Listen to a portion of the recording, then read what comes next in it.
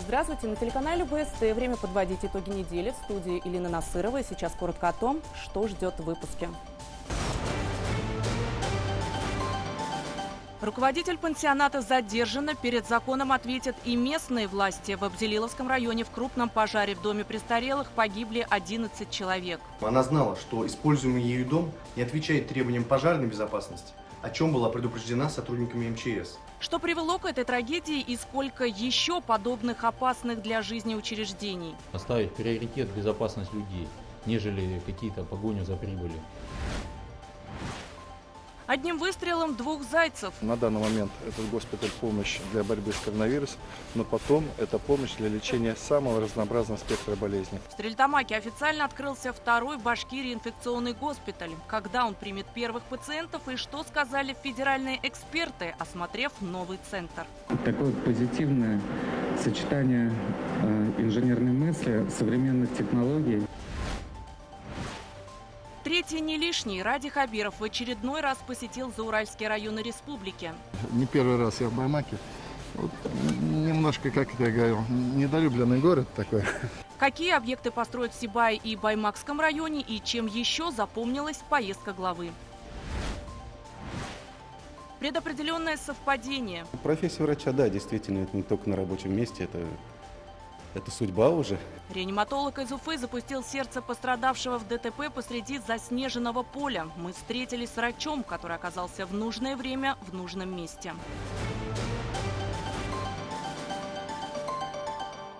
В Абзелиловском районе, где в доме престарелых сгорели 11 человек, возбудили новое уголовное дело. Его расследуют по факту бездействия должностных лиц по статье «Халатность», повлекшая по неосторожности смерть двух или более лиц. Трагедия произошла в ночь на вторник. Оказалось, что пансионат в деревне Ишбулдино не состоял в реестре поставщиков соцуслуг. Деревянное строение не было оборудовано системой пожаротушения, и там не имели права круглосуточно держать людей. Подробности трагедии в следующем материале.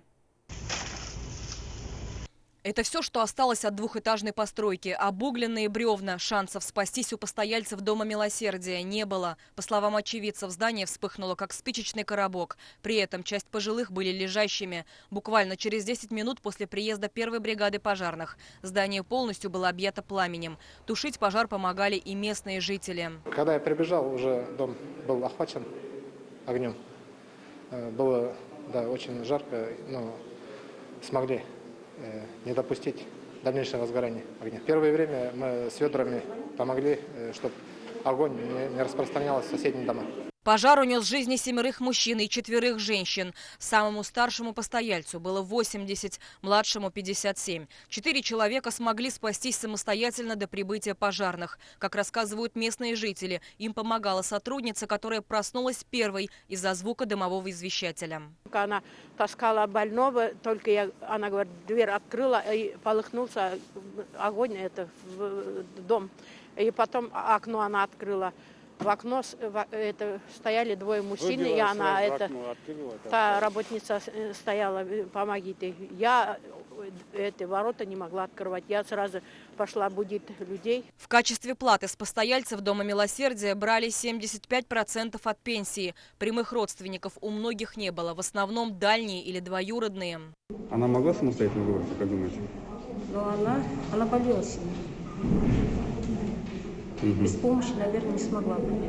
Здание было 1960 года постройки. Известно, что фирма зарегистрирована по указанному адресу. Однако сам дом не был оформлен как соцобъект с круглосуточным проживанием, то есть был, по сути, жилым домом. Руководительницы пансионата предъявили обвинение в оказании услуг, не отвечающих требованиям безопасности. Сейчас женщина под стражей. Она знала, что используемый ею дом не отвечает требованиям пожарной безопасности, о чем была предупреждена сотрудниками МЧС. Однако, несмотря на это, продолжила его использование без устранения выявленных нарушений. В доме отсутствовала противопожарная система безопасности, эвакуационный выход, а также имелись нарушения при эксплуатации обогревательных электроприборов. В следкоме считают, что ответить должны и чиновники органов местного самоуправления, и сотрудники надзорных органов. Возбуждено новое уголовное дело по факту бездействия должностных лиц по статье «Халатность», повлекшая по неосторожности смерть 2 или более лиц. В республике по поручению главы Башкортостана по подобным учреждениям создадут межведомственную комиссию и проведут профилактическую работу. Динара Таймасханова, Артур Шамсудинов, Артур Ханов, Владимир Шевчук. Итоги недели. При пожаре в башкирских пансионатах смерти неизбежны. В республике проходят рейды в частных домах престарелых. Первые результаты неутешительны. Приюты для пенсионеров возводят в многоквартирных домах и жилых коттеджах, в которых даже нет аварийных выходов. Вместе с надзорными органами в рейд отправился Радмир Азнабаев. Когда вот эта чека здесь, нажать выполнить. То есть она препятствует. Но вот это вы должны знать, как давно. Ну, в принципе, скажем, наверное, и знала. Наверное, знала, а может и нет. Это администратору частного пансионата пожарным приходится объяснять на пальцах, как правильно пользоваться огнетушителем. Ведь, как оказалось, сотрудница даже не знает, что внутри этого аппарата песок, пена или же все-таки вода. Что говорить о постояльцах? Трехэтажный коттедж, который изначально строился как жилой дом, реконструируется под помещение для частного приюта. В октябре его запустили и заселили первых постояльцев. Ремонтных работ людям отдыхать не мешает? Вот, стараемся так, чтобы... Нет, просто вот здесь вот лежат всякие краски, Вот и мусор. В пансионате Зубовский сейчас проживает 15 пенсионеров. Есть тут и слепые, и лежачие. Но работы по реконструкции здания продолжаются. Руководству учреждения, видимо, все равно на покой своих же постояльцев. Но страшнее то, что плевать и на безопасность. Окна первого этажа без ручек. То есть в случае пожара нужно искать другой маршрут спасения. А тем, кому дальше всего до основной двери, предоставлен единственный на 3 этажа запасной выход. Но, к сожалению, он закрыт. А почему она закрыта у вас? В сиделке все знают, где ключ висит. То есть ключ специально дежурный висит, то есть как бы он всегда в доступе, его всегда можно взять. Закрыт, потому что то есть на улице зима, а у нас постояльцы есть такие, которые просто могут открыть дверь. И, естественно, заморозить всех и все. Подвал под столами, в которых хранятся легко воспламеняемые вещи, оголенные провода, торчащие из стены, где должна быть розетка, да и весь второй этаж вместе с лестницей сделаны из дерева. Учитывая закрытые окна и один аварийный выход, который, напомним, закрыт, прогнозы неутешительные. Прокуроры выписали предписание. Здесь нарушения такие, что их нужно устранять в кратчайшие сроки. И, соответственно, ставить в приоритет безопасность людей, нежели какие-то погоню за прибылью. По результатам проверки мы примем весь комплекс мер прокурорского реагирования и дадим правовую оценку. А вот в Уфимской Черняковке частный пансионат развернули в жилую многоэтажке. Здесь проживает 11 постояльцев. Бизнесмены решили совместить несколько квартир на первом этаже и организовали из него приют. Прокурорская проверка показала, что здесь ни пожарных извещателей, ни сигнализации. Территория для прогулок, соответственно, отсутствует. Но на что больше всего обратили внимание надзорные органы, это отсутствие аварийного выхода. Номинально он есть, но выйти оттуда невозможно из-за установленных решеток. Эвакуационным выходом его сложно назвать. Закрыт на ключ, установлена решетка, которая тоже, насколько я понимаю, закрыта с обратной стороны. После трагедии в коммерческом доме для пенсионеров в Ишбулдино Абзелиловского района, где погибли 11 человек, Ради Хабиров поручил проверить лицензии и соблюдаемость правил пожарной безопасности во всех подобных учреждениях. Также глава Башкортостана отметил, что необходимо рассмотреть вопрос о введении лицензирования для частных пансионатов. Тотальные проверки в домах престарелых помимо нашей республики проходят и в соседних регионах Татарстане и Удмуртии. Радмир Азнабаев, Тимур Давлетов и Станислав Птица. Новости Уфа и Уфимский район. Между тем, в Башкирии резко похолодало. В регион к концу недели пришел поток арктического воздуха. Жители просят быть осторожными, ведь с наступлением морозов люди чаще используют печное отопление и обогреватели. Риск возникновения пожаров увеличивается. По данным синоптиков, предстоящей ночью местами в республике ожидается понижение температуры воздуха до минус 30 градусов. Завтра днем столбики термометров поднимутся до минус 15. Немного потеплеет к середине следующей недели. Уфимцы сели на вынужденную диету. В гипермаркетах и бакалеях перед новогодними праздниками повысились цены. Особенно рост ощущается на базовые продукты, в том числе масло и сахар, цены на которые выросли на 60%. Также изменения коснулись так называемых товаров первой необходимости – мука, макароны, гречка, картофель, лук и чай. Представители Госсобрания отправились в рейд по торговым точкам. В ходе мониторинга выяснилось, что жители недовольны таким повышением цен. Зарплата не растет, а цены в магазинах растут. Если бы это было прямо пропорционально тому, как растут у людей пенсии, зарплаты, тогда ок. А если цены растут, а пенсии и зарплаты остаются на том же уровне, конечно, нет. Еще мы, ладно, работающие, а пенсионеры как вообще справляются? По нашему кошельку бьет. Мы же пенсионеры. Конечно, бьет, сильно бьет по кошельку. Что пенсия? Пенсия же не такая большая. А в скором времени, если будут такие повышения, а пенсия останется на уровне, конечно, не будет хватать. Рейды были проведены как и в федеральных, так и в региональных торговых сетях. Рост цен ощущается почти везде, независимо от масштаба организации. По словам специалистов, причиной может служить спад показателей ВВП, что, безусловно, влияет на повышение инфляции. Информацию по мониторингу в ближайшее время донесут до правительства.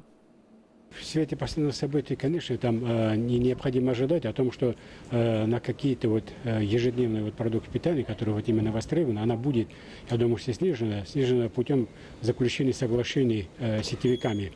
Но посмотрим, анализировать будем попозже. Проблема с ценами на продукты питания задела Владимира Путина. Об этом президент заявил во время ежегодной традиционной пресс-конференции, которая прошла на этой неделе. Руководитель страны подчеркнул, что правительству нужно было раньше реагировать на рост цен, когда повлиять на них можно было рыночными методами. Путин отвечал на вопросы журналистов международных и российских СМИ из своей резиденции в Новоогарево в режиме видеосвязи. Особый формат связан с пандемией коронавируса. Журналисты из Поволжья собрались в Нижнем Новгороде. Как все прошло и чем запомнилось, в материале Екатерины Тимиряевой. В этом году пресс-конференция президента России Владимира Путина длилась более 4,5 часов. К Башкортостану возвращались 3 раза, но по одной и той же теме. По обращению жительницы Кумертау. Ее вопрос был связан с выплатой детских пособий.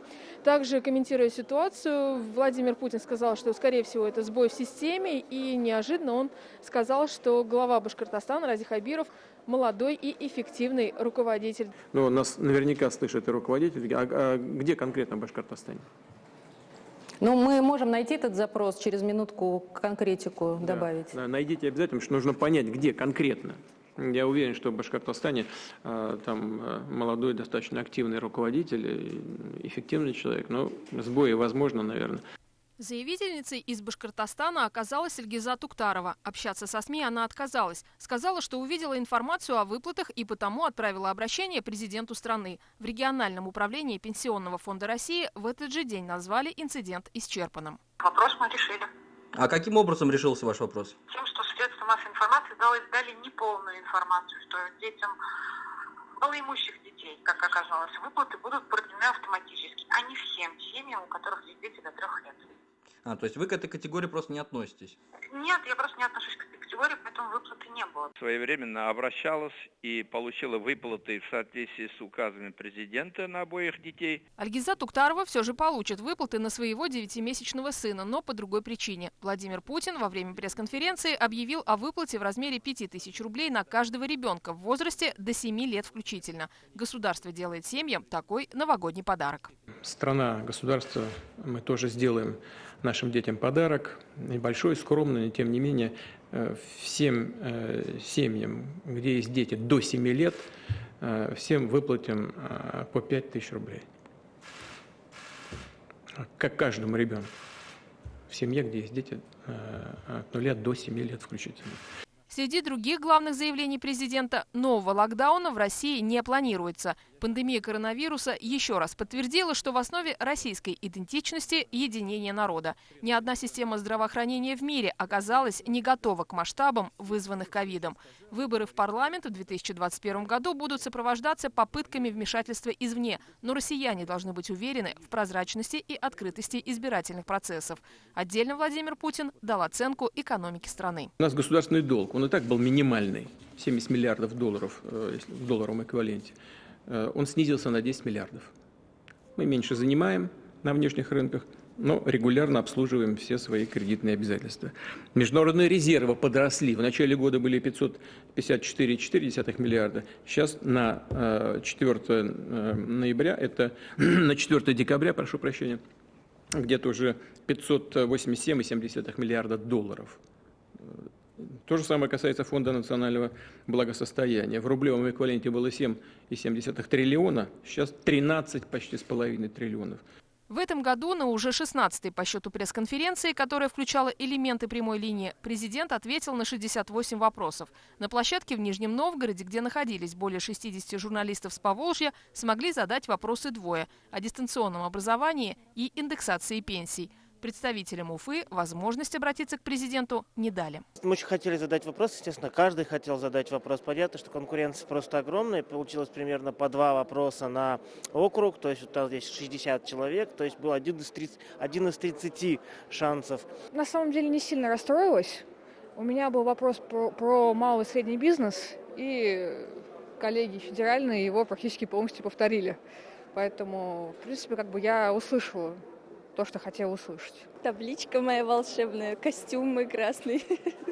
Еще то, что мы наша пензенская делегация очень рано заняла место в этот зал, и мы такие удобные достаточно места заняли. В завершении пресс-конференции Владимир Путин раскрыл несколько секретов. Для семейного счастья – это любовь. Для новогоднего застолья – больше тостов и меньше алкоголя в бокалах. И свой, признался президент, он поднимет за Россию. Екатерина Тимиряева, Лилия Курбанова, Азат Ишбулатов. Итоги недели.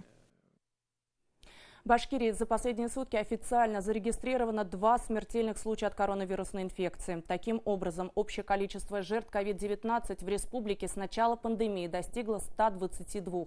Также за прошедшие сутки лабораторно подтверждено 159 новых случаев заражения коронавирусом. Напряженной остается ситуация с заболеваемостью внебольничной пневмонии. 395 новых диагнозов за сутки. В ковид-госпиталях региона лечится 825 человек. В тяжелом состоянии 59 больных. В Стерлитамаке официально открылся новый инфекционный госпиталь. На торжественной церемонии присутствовали первые лица республики, а также заместитель министра здравоохранения России. Гости осмотрели новую клинику и дали свою оценку тому, насколько эффективно в Башкортостане борются с COVID-19. Подробности в репортаже Артура Шамсудинова. Еще никогда прежде в республике не возводили здания так быстро. По скорости стройки Стерлитамакский инфекционный центр обогнал даже госпиталь в Зубово под Уфой. 50 дней вместо 55. А ведь даже тогда казалось, куда там еще быстрее. Это гораздо более технологически современный. А для Стерлитамака, где действительно дефицит этого существует, это еще способ. Мы, если можно так сказать, одним выстрелом 2 зайцев убиваем. Безусловно, на данный момент этот госпиталь – помощь для борьбы с коронавирусом, но потом это помощь для лечения самого разнообразного спектра болезней. Отличий от зубовского аналога много. Это и появление приемно-диагностического отделения, куда смогут обращаться люди с еще не подтвержденным диагнозом, а также родильные, хирургические и детские блоки с боксами для выхаживания недоношенных малышей. Данный бокс предназначен для 2 пациентов детского возраста. Здесь у нас имеется 2 аппарата искусственной вентиляции легких, мониторы для мониторирования гемодинамики и сатурации, 3 консоли, 2 перфузора, 2 энтеропорта. В больнице есть бак-лаборатория и отделение томографии, а для врачей комфортабельное общежитие на 30 мест. На территории госпиталя разместили и вертолетную площадку для санавиации. Как и прежде, для пациентов 70 изолированных боксов, а пиковая вместимость медучреждения может достигать 350 человек. Значимым новшеством стало использование большей по объему кислородной станции, заправлять которую во время ЧС нужно не каждый день, как, например, это происходило в больнице Зубова, а раз в 3 дня, или раз в 1,5 недели при работе в штатном режиме. Денис Гатауллин перевелся работать в новую клинику из городской больницы. Травматолог по специальности. С началом пандемии он прошел курсы, чтобы переквалифицироваться в инфекциониста. В госпиталь перевелся, чтобы быть ближе к супруге, которая также будет работать здесь, заведующей отделением. Мы дежурим, по ночам дежурим. Первое время были сутки через сутки работы, то есть мы практически не виделись. Поэтому большая часть стараюсь, конечно, вместе, чтобы вместе быть. Скажем так, сплоченный коллектив, то есть нам не обязательно говорить, что кому нужно сделать, каждый знает полностью работу от и до. На открытии объекта побывали представители Минздрава страны, а также Совета Федерации. Новый инфекционный центр они назвали позитивным сочетанием инженерной мысли, современных строительных и медицинских технологий. Сейчас это технология строительства транслируется. Аналогичный центр инфекционный построен в Челябинской области. За такие максимально короткие сроки, как был возведен этот центр, безусловно, дает возможность использовать этот проект как типовой. Таким объектом вы коронавирус серьезно напугали. Этот продукт получился экспортом в любом смысле. Как экспорт технологий, это вполне достойный проект. По видеосвязи из Москвы врачей республики с этим событием поздравил министр здравоохранения России Михаил Мурашко. И сегодня у нас с вами прекрасный повод радости и гордости. Начало эксплуатации нового инфекционного центра в Стерлитамаке. Этот госпиталь, так же как и его старший брат, возведен быстро, качественно, оборудован всеми необходимыми для лечения пациентов коронавирусной инфекцией различной степени тяжести, оборудованием и инфраструктурой. Форму здания больницы в виде цветка Курая уже прозвали антиковидной. Проектом заинтересовались в 15 регионах страны. Впрочем, для архитекторов был важен не сам символ в первую очередь. За счет вот этой формы нам удалось сократить количество километров, которые медики проходят за рабочую смену по госпиталю. Тем, кто внес наибольший вклад в строительство госпиталя, Ради Хабиров вручил государственные награды. Знаком «Отличник здравоохранения» наградили и медработников инфекционного центра. Уже в понедельник они приступят к своим непосредственным обязанностям и примут первого пациента. Артур Шамсудинов, Азат Ишбулатов и Родион Матвеев. Итоги недели. Стерлитамак. Оказался в нужное время в нужном месте. Анестезиолог-реаниматолог Республиканского перинатального центра Ильнур Мусалимов посреди заснеженного поля смог запустить остановившееся сердце мужчины, попавшего в серьезное ДТП. Сейчас пострадавший в больнице, его жизни ничего не угрожает. Мой коллега Азат Садреев встретился с врачом и выяснил, что это не первый случай в его практике.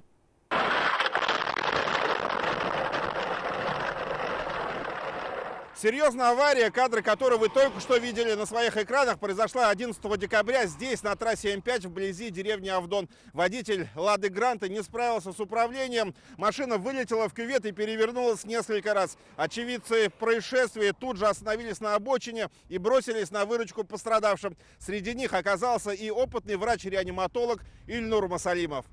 Двоих пассажиров медик обнаружил в салоне автомобиля. Они были пристегнуты и почти не пострадали. Водителю, который пренебрег ремнем безопасности, повезло меньше. Его выбросило из машины. Спустя несколько минут пропали пульс и дыхание. Чтобы вернуть мужчину к жизни, реаниматологу пришлось сделать непрямой массаж сердца. Прибывшая на место ДТП скорая доставила водителя в Уфимскую больницу. Как себя чувствуете? Все нормально, все хорошо у всех, да? А это Республиканский перинатальный центр. Заведующий отделением реанимации лично интересуется состоянием пациенток. В медицину Ильнур Мусалимов мечтал попасть с 3 класса. Поступив в медучилище, параллельно работал в службе скорой помощи, набирался опыта. Карьера врача-анестезиолога-реаниматолога началась после окончания университета. Профессия врача, да, действительно, это не только на рабочем месте, это судьба уже. И сопровождает это везде, получается, по жизни, и дома, и соседям помогаешь, как бывает, и когда к родителям приезжаешь, тоже так же. У Мусалимовых медицина – дело семейное. Супруга Ильнура, Анастасия, работает в этом же перинатальном центре акушеркой. Рука об руку они помогают женщинам обрести материнское счастье. Спутница жизни к поступку мужа на федеральной трассе не удивилась. Удивлена я не была, потому что, как говорится, это не первый у него уже опыт помощи на дорогах. И единственное сказала, что ты какой-то ангел. Также на Чешминской трассе у него случай был, то что, там дорожно-транспортное было. И также помог на дорогах. Благодаря ему, как говорится, это тоже мужчина живой. Этот случай произошел еще в 2014 году. С тех пор семьи спасенного и спасителя дружат. И так случилось, что обоим детям выжившего благодаря Ильнуру Мусалимову мужчины помог появиться на свет все тот же анестезиолог-реаниматолог. Так еще получилось, что интересно, то что 2 года назад его супруга попала сюда, на операцию легла. Я когда увидел меня, она прямо обрадовалась, говорит, вы наш ангел-хранитель, говорит, вы с нашей семьей, говорит, по жизни идете.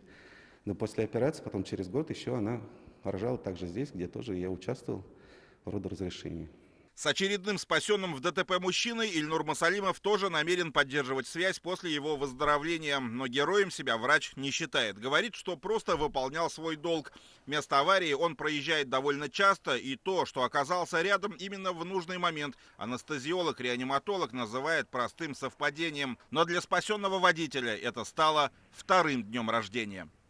Азат Садреев, Роберт Давлетбердин. Итоги недели. Уфа и Уфимский район. Помогать 24 часа в сутки, будь то рабочая смена или выходной день, готовы многие медики. С приближением Нового года самая жаркая пора наступает для врачей-травматологов. В это время неизбежно растет количество всевозможных происшествий. Наша съемочная группа осталась на дежурстве в одном из травмпунктов Уфы. И мы были поражены той лавиной боли и эмоций, с которой ежеминутно сталкиваются медики. Сразу после программы «Итоги недели» смотрите специальный репортаж Юлии Нигматуллиной «24 часа после травмы».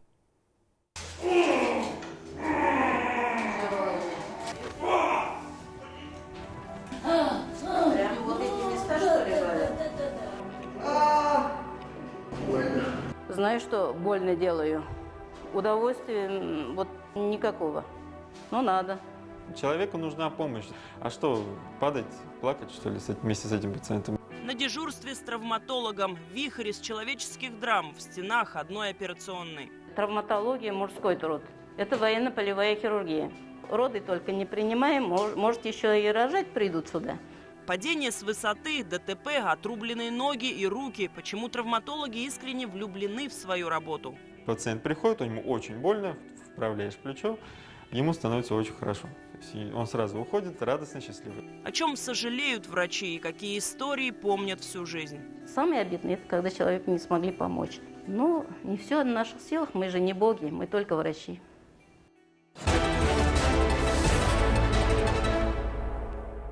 Ради Хабиров с рабочим визитом посетил юго-восток республики. В поле зрения главы попали медицинские, социальные и инфраструктурные объекты.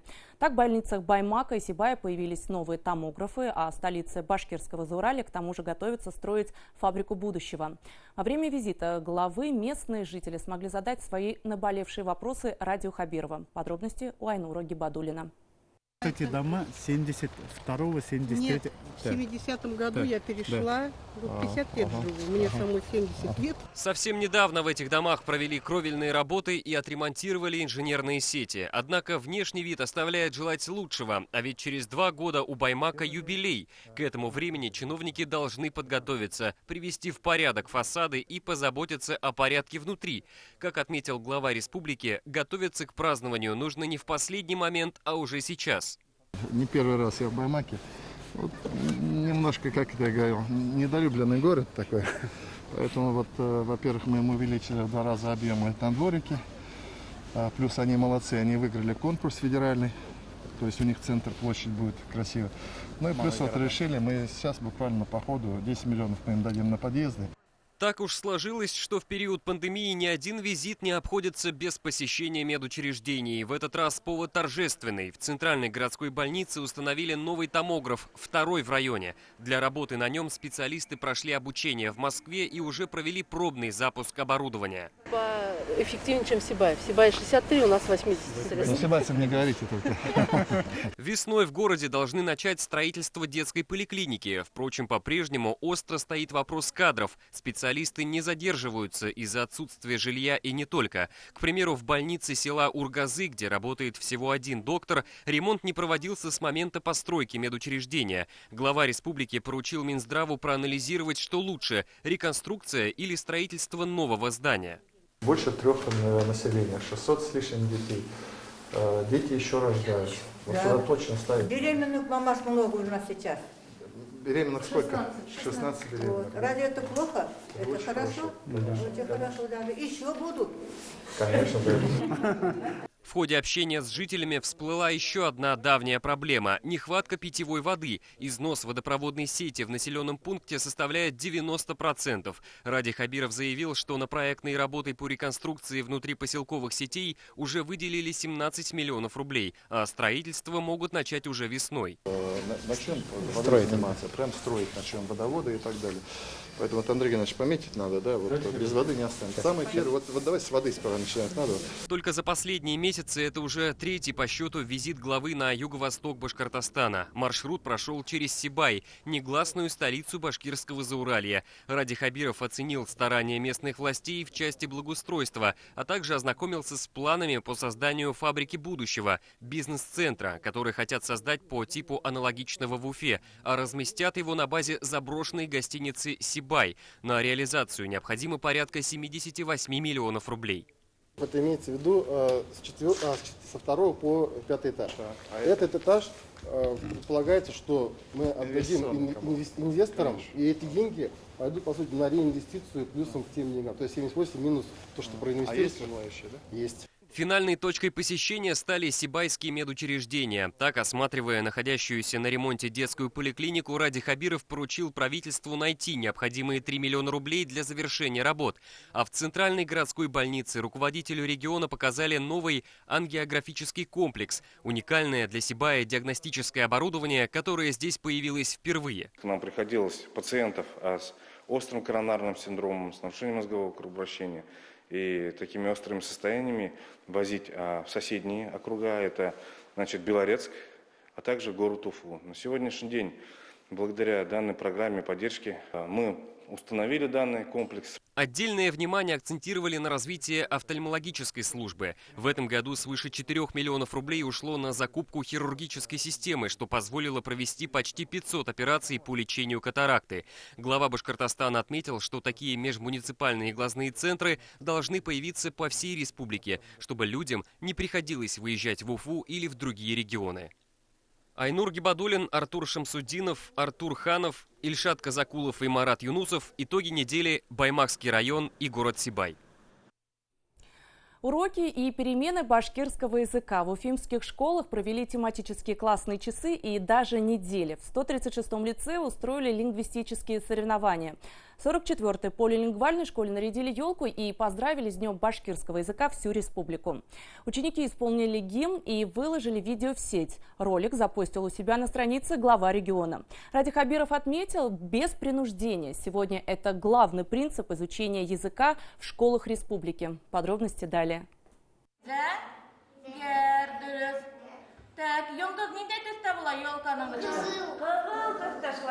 Елка хоть и виртуальная, зато знания реальные. Какого цвета будет шар, определяют ученики, но исключительно на башкирском. Зачем язык русскоговорящим школьникам, дети решили сами. Егор, когда вырастет, планирует объехать всю республику и пообщаться с коренными жителями башкирских деревень. Когда вырасту, я поеду по всей Башкирии. Я вот могу поговорить по-башкирски.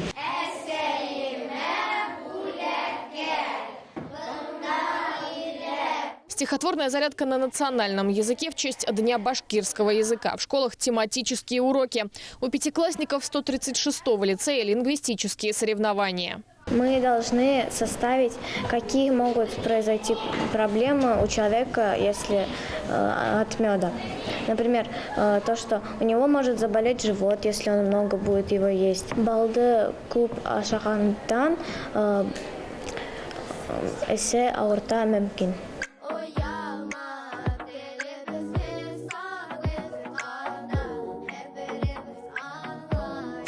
На подготовку песни у школьного хора ушло 2 недели. Так, ребята поздравили жителей всей республики с Днем башкирского языка. Видео на странице в соцсетях опубликовал глава региона. Сначала заучивание слов, перевод произведения и только потом прогон песни. Композицию выбирают обычно сами дети. Они сами мне предлагают, приносят песни, тексты песен на башкирском языке. Вот сейчас к Новому году мы готовим песню про снеговика. Именно они нашли мне, принесли. Ежегодно для школьников проводится городской КВН «Шаяниум». Детей учат не только петь, но и шутить на башкирском. Для этого необходимо не только знать разговорный язык, но и применять неожиданные обороты, знать особенности национального юмора. Фестиваль планируют провести в следующем году. И, возможно, главной темой станет башкирский язык. Изучение родных языков должно быть выбором, а не принуждением. Ребенок или родители вправе отказаться от урока башкирского в пользу татарского или русского. В учебном плане предусмотрены часы по математике, по английскому, по русскому языку, по основным предметам. И есть еще вторая часть, где как раз-таки прописываются дополнительные занятия. По желанию законных представителей, учеников, мы делим классы на группы и изучаем родные языки в школе. Татарский, русский, башкирский. 3 языка родных. Этих ребят отличает не только особенная форма. В Уфе 3 шеймуратовских класса. В Башкирской республиканской гимназии-интернате имени Райми Гарипова, в 162-й полилингвальной школе и в 44-й. Сюда принимали только после прохождения вступительных экзаменов. У нас было посвящение. Мы произнесли клятву. И Ради Фаридович Хабиров посвятил нас в шеймуратовцы. Мы клялись в том, что мы должны получить достойное образование, в том, что мы будем защищать Родину, если это необходимо, и в том, что мы должны всегда поддерживать наш народ. Мультфильмы на нескольких языках создают сами ученики школы. Из пластилина лепят персонажей и озвучивают. На большой экран пока не вышли. Ролики крутят в холле учебного заведения. Это некая игра. Вот еще одна интерактивная песочница. Тоже на башкирском. Детей погружают в языковую среду. В 44-й школе выделены недели, на которых школьники с учителями и сверстниками должны общаться на башкирском. Педагоги ищут новые форматы для изучения старых традиций. Лилия Курбанова, Артур Ханов, Роберт Давлетбердин, Владимир Шевчук, Виктор Меренков. Итоги недели. А сейчас о событиях, без которых картина недели была бы неполной. Новости короткой строкой от моего коллеги Эмиля Басареева. Присяжные заседатели признали Владимира Санкина виновным в убийстве предполагаемого педофила, однако они исключили разбой. Также народные судьи единодушно решили, что Санкин заслуживает снисхождения. Напомним, что в январе мужчина заступился за 2 мальчиков и избил 54-летнего Владимира Зайцева, который впоследствии скончался. Сам приговор по данному делу огласят 22 декабря. Прокуратура провела проверку по факту отравления детей в бассейне в Учелинском районе. Установлено, что слесарь проводил очистку канализации в мужской душевой и залил в сток реагент. Вещество вступило в реакцию с остатками хлора в трубе и произошел выброс газа. 4 детей доставили в медицинское учреждение с отравлением. Также было установлено, что слесарь неоднократно привлекался к уголовной ответственности и на работу его взяли без справки об отсутствии судимости. В отношении директора бассейна возбудили уголовное дело. Временно исполнять обязанности мэра Уфы будет Сергей Греков. Такое решение на внеочередном заседании приняли депутаты Горсовета. Ранее Греков работал на республиканских предприятиях нефтехимической отрасли. Позже создал свою компанию «Газтехресурс». Свои бизнес-активы он передал своему сыну. Телеканал «Тамыр» представил первый башкирский телевизионный мультсериал. Главный герой Нурбастана – 7 волшебных существ. Каждая из 12 серий посвящена определенному бренду Башкортостана или историческому событию. На неделе была презентована первая серия, а весь сезон покажут в новогодние каникулы. Сериал будет идти на башкирском языке с субтитрами на русском и английском. Ради Хабиров подарит новогодние подарки жителям республики. Глава Башкортостана принял участие во всероссийской акции «Елка желаний». Руководитель региона открыл 3 пожелания. 2 мальчика получат велосипед и электронный микроскоп, а пенсионерке Ради Хабиров подарит планшет с большим экраном. Жители Башкортостана оставили на сайте акции более 500 заявок с пожеланиями.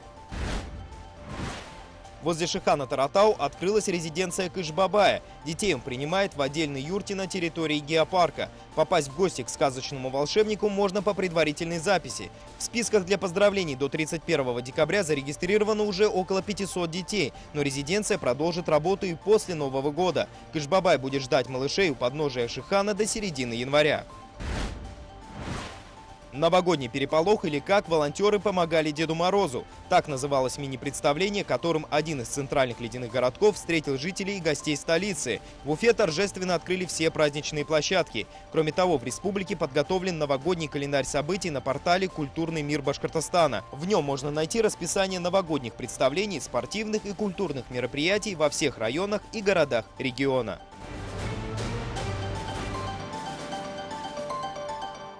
Общественные пространства в отдаленных селах должны быть не хуже, чем в райцентрах или даже в городе. В селе Идельбак Вазианчуринского района на этой неделе открылась новая спортивная и детская площадка. Это уже 3-й объект на территории муниципалитета, построенный в рамках федерального проекта формирования современной городской среды. Все подробности у Руслана Батыргареева. Детский смех и радость в перерывах между уроками они успевают порезвиться на детской площадке. Ее построили в этом году прямо рядом со школой. Подобного места для детворы в деревне Башкирская Ургинка раньше не было, говорят местные жители. В этом деревне очень много детей, поэтому, мне кажется, это очень хороший проект был для нашей деревни. И большое спасибо. Дети очень хорошо играют. В одном месте сразу детская и спортивная площадки. Объект построили в рамках федерального проекта формирования современной городской среды. Работы начали в июле. Сначала строители выровняли грунт, завезли щебень, уже потом началась установка детских комплексов и спортивных сооружений. Отдельное внимание уделили безопасности. Резиновые покрытия уже один из обязательных требований для нынешних площадок. И все конструкции, и все игровые площадки, все они сертифицированы заводского изготовления. В деревне Башкирская Ургинка проживает чуть больше 1000 человек. Населенный пункт не маленький, и детей здесь хватает. А в этом году известности деревни добавило участие в республиканском конкурсе «Трезвое село». Для башкирской Ургинки победа в республиканском конкурсе «Трезвое село» стала дополнительным толчком в развитии общественных пространств. На деревню обратили еще больше внимания. Построили детскую площадку, на центральную улицу уложили асфальт, которого здесь никогда не было. Раньше у нас асфальта не было. В этом году 2 километра центральной улицы положили асфальт. Это где-то 17 миллионов. Если башкирская Ургинка находится недалеко от райцентра, село Идельбаково расположено на самой окраине. Там, на территории парка Молодежный, на этой неделе тоже открыли спортивную детскую площадку. Желаем только добра, радости, всех земных благ. Более 3 миллионов рублей выделили на строительство объекта. Помимо установки спортивных и детских сооружений, здесь оборудовали прогулочные дорожки, зоны отдыха и смонтировали освещение. С нетерпением этого объекта ждали и воспитанники местной школы. Как воздух нужно было, потому что в нашей школе самый маленький спортзал, а вот данная площадка является, так скажем, и отвечает всем требованиям, которые предъявляются при проведении соревнований, а также в тренировочных процессах. Это уже 3-й по счету объект в рамках проекта формирования современной городской среды, который был построен в этом году в Зианчуринском районе. Чуть раньше в селе Исенгулово открыли детскую площадку «Акият», что в переводе «сказка». У меня 4 детей, и так как я живу рядом, мои дети за ходом строительства наблюдали, как демонтировали, как привозили, как строили. Все с окна видно было нам. И действительно нам очень нужна была этот городок. Потому что есть один городок, он находится в другом конце села. И мне приходилось на машине возить туда их. О необходимости таких площадок и речи быть не может, говорят родители. Это хороший способ хоть на время отлучить детей от компьютеров и всеразличных гаджетов. А мамы в это время могут пообщаться между собой и немного отвлечься от домашних забот. Руслан Батыргареев, Булат Закирьянов, Игорь Иванов. Итоги недели. Зианчуринский район. На этом все. Оставайтесь в курсе событий с главным республиканским телеканалом БСТ. Спасибо за внимание. Всего доброго.